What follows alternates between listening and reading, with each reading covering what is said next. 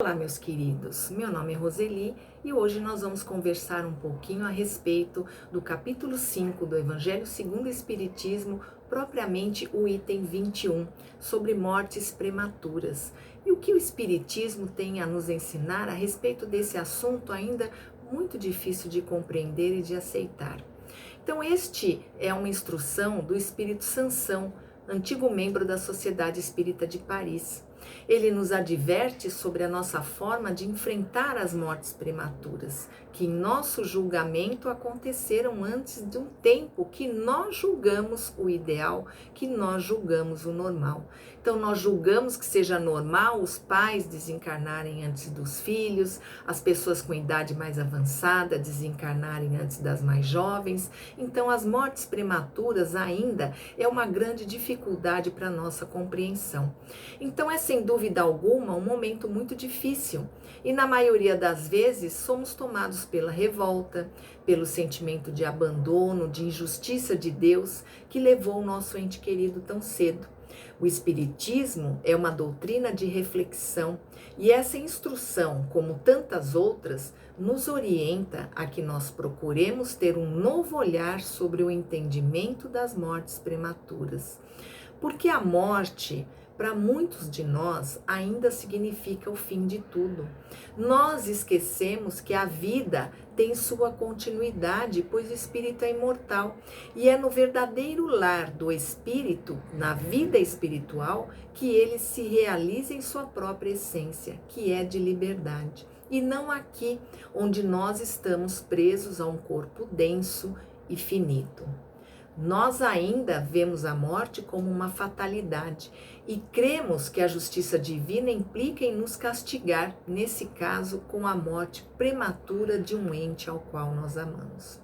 Achamos que Deus, por um simples capricho, faria isso? Tudo tem uma razão de ser, tudo tem uma utilidade. Por que lamentamos uma morte prematura, dizendo que morreu uma pessoa que tinha todo um futuro pela frente, que uma vida de esperanças foi cortada tão cedo?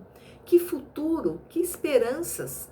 São lamentações de quem tem uma visão estreita, que não consegue enxergar nada além da matéria, além desta vida, e que acredita que a felicidade está em alcançar tudo o que esta vida material oferece. Aqui, meus queridos, é somente uma passagem, um breve momento de toda a imortalidade do espírito. Aqui estamos para nos relacionar e nesses relacionamentos aprender, evoluir, desenvolver virtudes que só uma vida de relações sociais pode trazer. E nada nos garante que essa pessoa teria uma vida de um futuro promissor. Não poderia, talvez, ter uma vida carregada de amarguras? E se assim fosse, não seria um ato de egoísmo da nossa parte querer que ela ficasse conosco, vivendo as misérias desta vida, num plano de provas e expiações tão difícil? Como sabermos do futuro? Como sabermos se será uma vida de sorte ou uma vida de tristezas? Uma vida de conquistas ou uma vida de perdas? Por isso, a reflexão de termos um novo olhar sobre essas mortes, sobre a morte de um modo geral.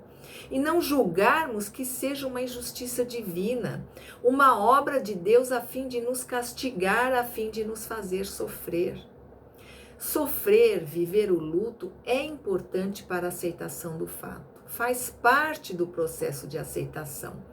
Mas a doutrina espírita nos ensina que procuremos ver o bem onde ainda enxergamos somente o mal. A morte não nos separa daqueles que amamos.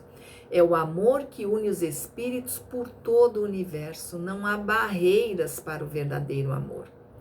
Pensemos em nossos entes queridos que voltaram para a espiritualidade ainda numa idade prematura. Pensemos neles e sentiremos a sua presença, o pensamento que aproxima, o carinho de sempre, o amparo. Podemos vibrar fortalecimento para aqueles que retornaram à vida espiritual cedo. que não viveram a vida como nós enxergamos que ela deve ser vivida. E eles chegam à espiritualidade ainda um tanto quanto perturbados, procurando entender, procurando se instalar nesse novo processo, nessa nova fase. Que nós possamos vibrar fortalecimento para eles. Fica sem dúvida a saudade da ausência física, mas não a tristeza. As mães que sofrem pela perda dos filhos, saibam que eles estão por perto, perto do coração, protegendo, cuidando e se alegrando por perceberem que a vida está continuando como deve ser, cada um do seu lado, mas unidos pelo pensamento e pelo amor. Que nossas vibrações para eles sejam de paz, de harmonia e serenidade. E aqueles que ficam seguirão recebendo deles também o afeto e o amparo, que o amor é uma via de mão dupla. Na certeza do reencontro, todos nós um dia poderemos nos ver, nos abraçar, aqui ou lá, porque a reencarnação também faz parte da nossa vida. Aqueles que amamos nunca morrem, apenas partem antes de nós.